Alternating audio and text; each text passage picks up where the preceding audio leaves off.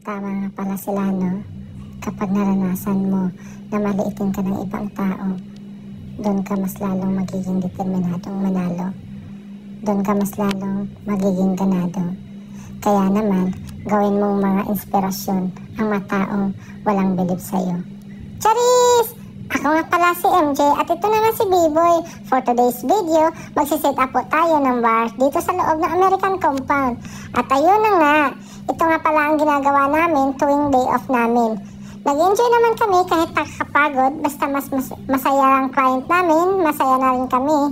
Regular client na pala namin si Madam. Isa po siyang British at mga 3 taon na namin siyang client. Pag may mga events siya, gaya ng birthday, wedding, engagement party, kami lagi ang kinukuha niya para magsiset up at magsiserve ng kanyang mga bisita. Ang mga bisita nga pala niya ay mga Europeans, Americans at Indians.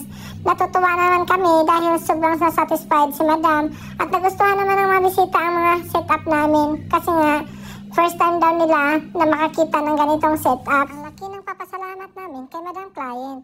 Kaya mas gagandahan at gagalingan pa namin ang aming serbisyo.